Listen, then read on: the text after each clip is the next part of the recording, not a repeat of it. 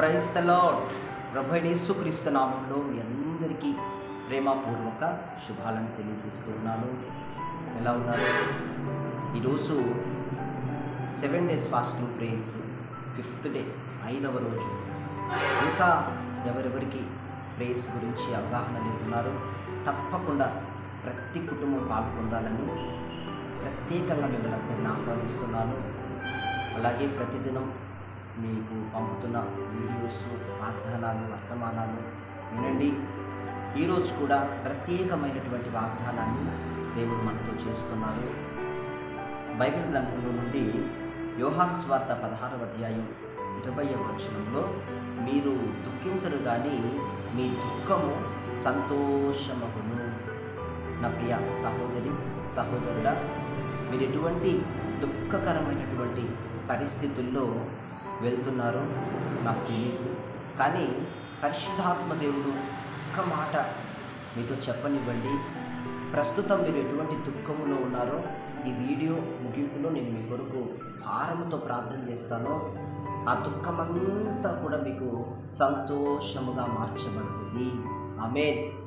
మీరు ఎటువంటి పోరాటాలు, ఎటువంటి నిందలు, అవమానాలు, చెయ్యని నేరాలకు శిక్ష అనుభవిస్తూ ఏ రకమైన దుఃఖం మీరు మీ హృదయమున పొందుతూ ఉన్నారో మీరు అది దేవునితో ఏకాంతంగా పంచుకోండి.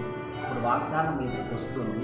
నెక్స్ట్ మీరు చేయాల్సింది ఏకాంతంగా మీరు ప్రభువుతో మీ దుఃఖము ఏదైనది మీరు పంచుకోనండి. అప్పుడు దేవుడు మీకు సంతోషకరమైన జీవితాన్ని ఇస్తాడు. దేవునికి ఏది ఇష్టము? అనుదినము మోకరించి ఈ యొక్క గదిలో ప్రార్థన చేయడం దేవునికి ఇష్టం. ఏది ఇష్టం దేవునికి? కనీసం సంఘంలో ఫాస్టింగ్ ప్రేయర్స్ ఏర్పాటు చేసినప్పుడు నీ వంతుగా నీవు ఒక్కరోజైనా ఉపవాసం ఉండి ప్రార్థన చేయాలి. ఉపవాసం ఉండి ప్రార్థన చేయడం దేవునికి ఇష్టము. తర్వాత భక్తులంటే ఆయనకి ఇష్టము.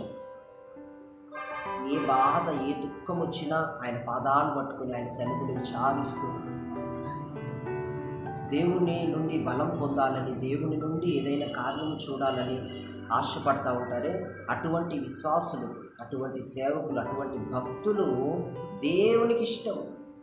ఈరోజు దేవునికి ఇష్టకరంగా నీవు జీవించు. నీకు ఏర్పడిన ఆ దుఃఖము సంతోషంగా మారిపోతుంది. ఏమండి, ఈరోజు చూడండి, మీకు ఒక దుఃఖం, ఒక బాధ కలిగింది.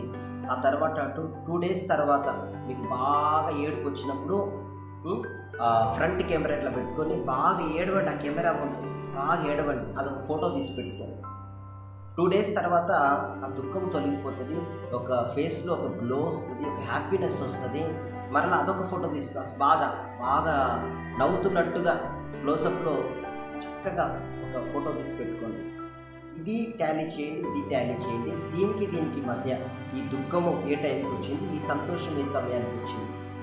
దేవుని వాగ్దానం సెలవిస్తుంది, మీరు దుఃఖింతురు కానీ పరిస్థితులను బట్టి దేవుడు కొన్ని దుఃఖాలను అనుమతిస్తాడు మనకి, కొన్ని నేర్పడానికి. అదే కదా జీవితం. దేవుడు అందులో మనల్ని నడిపింపు కోరుకోవాలి. ఉపవాసం దేవాన్ని నడిపింపు, నేను దుఃఖంలో ఉన్నాను. ఎందుకంటే మన దేవుడు నాకు ఈ శ్రమ వచ్చిందయ్యా, ఈ దుఃఖం వచ్చిందయ్యా, తీసేయి, అది కాదు ప్రార్థన. అది దేవునికి ఇష్టం లేదు ఆ ప్రార్థన. తీసేయి కాదు, ఈ దుఃఖములో నేను ఎట్లు ప్రవర్తించాలో, ఈ దుఃఖములో నేను ఎట్లా బ్రతకాలో, ఈ దుఃఖములో కూడా ధైర్యంగా నేను ఎట్లా పోవాలి. షడ్రక్ మెషక్ అబేద్నెగో అగ్నిలోకి ఇసిరేస్తామన్నారు, రాజీ పడలా. మనం రాజీ పడుతున్నాం, అందుకే కార్యాలు చూడట్లా. రాజీ పడకూడదు, వెళ్ళిపోవాలి. దేవునికి స్తోత్రం కలుగును గాక. అగ్నిలో కాలి బూడిదయ్యారా? లేదు. ఆ రాజులే సాష్టాంగపడి నమస్కరించారు, గజగజమని వణికారు. ఆ తర్వాత వారి యొక్క పదవులు ఎంతగా పెరిగాయో, రాజ్యాలు మారాయి, రాజులు మారారు. కానీ దేవుని షడ్రక్ మెషక్ అబేద్నెగోలు మారిపోలా. దేవునిలో అదే వైరాగ్యం ముగింపు క్షణం వరకు విశ్వాసమును కొనసాగించారు. దేవుని సన్నిధికి వారు వెళ్ళిపోయారు. ఈరోజు నా మాటలు వింటున్న ప్రియ సహోదరి సహోదరుల, నీవు దుఃఖముగా ఉన్నప్పుడు ఏడు ఒక ఫోటో పెట్టుకో. నువ్వు ఆ 2 days తర్వాత అది పోతుంది, సంతోషం వస్తుంది నీ ఫేస్లో, అప్పుడు ఒక ఫోటో పెట్టుకో. దీనికి టైం టాలీ చేసుకో, టైం కాల వ్యవధి చూసుకో. నువ్వు ఏ ఏ సమయాల్లో ప్రార్థన చేసావో నీ ప్రోగ్రెస్ కూడా బయటకు. దేవుడు ఎన్ని గంటల్లోపు వాక్యం సెలవిస్తుంది, నీవు విశ్వసిస్తేనట ఆ మరుక్షణమే నీ దుఃఖంతో నీ కన్నీటి బాష్ప బిందువు దూరం చేస్తాను. నీవు విశ్వసించి ప్రార్థిస్తే రాత్రి దుఃఖం ఉండవచ్చును, నీ ఇంట్లోకి రాత్రి దుఃఖము వచ్చి ఉండొచ్చు, నీ హృదయంలోకి రాత్రి నీకు దుఃఖం వచ్చి ఉండొచ్చు, కానీ ఉదయం అయ్యేసరికి అది సంతోషంగా మారుస్తాను.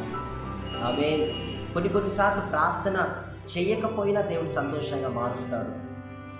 ఎందుకంటే ఇట్లాగ ఉపవాసాలు ఉండి మనం ప్రార్థించినప్పుడు దాన్ని దేవుడు జ్ఞాపకం చేసుకుంటాడు. మనం ఎట్లా ఏడ్చి ప్రార్థన చేస్తుంటాము, ఎట్లా మనము దేవుని సన్నిధిలో గడిపి ఉంటాము వైరాగ్యంగా, అదంతా ఒకసారిగా దేవుడు జ్ఞాపకం చేసుకుని ఒక్కొక్కసారి ఆయనే మట్టుమాయం చేసేస్తాడు.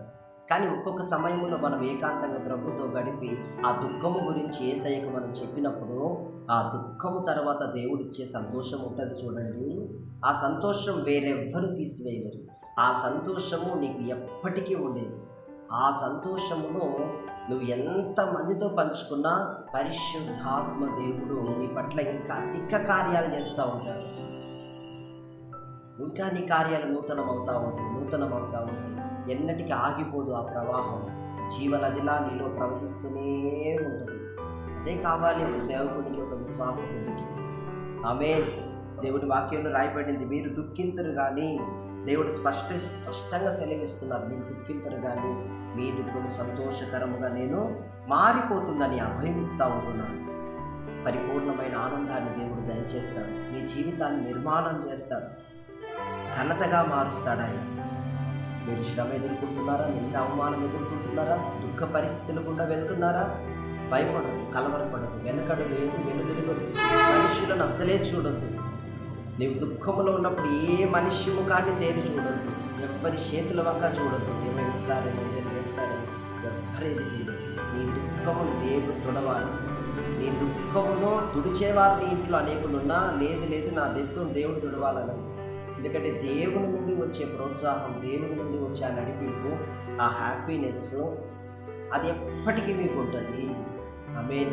పరిపూర్ణమైన దేవుని ఆనందములో మీరు యజమానుని యొక్క ఆనందములో పాలుభావిస్తుంటారు. మహాపరిశుద్ధుడా, జీవము గల తండ్రి, ఉదయకాలం ఎంతమంది బిడ్డలు ఆశతో ఈ కార్యక్రమం వింటూ ఉన్నారు.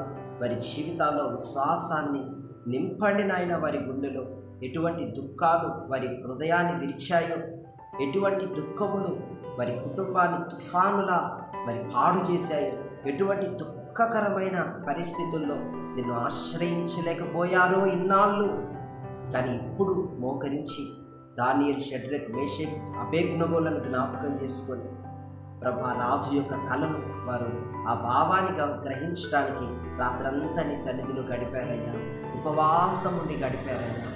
అందుకే నువ్వు కనికరించావు, అందుకే ప్రభువా వారిని విడిపించావు నాయన. వారి అగ్ని గుండములకు వెళ్ళవలసి వచ్చిన వారిని విడిపించావు.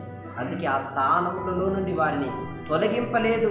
రాజులు మారారు, రాజ్యాలు మారాయి, పరిస్థితులు మారిపోయాయి, అన్నీ మారిపోయాయి, కానీ వారి స్థానాలు ఆ రాజ్యంలో పెరుగుతానే వచ్చాయి, కానీ వారిని మాత్రం ఎవ్వరేం చేయలేకపోయారు. ఏ దుఃఖము వారిని మరి ఏమీ చేయలేకపోయింది.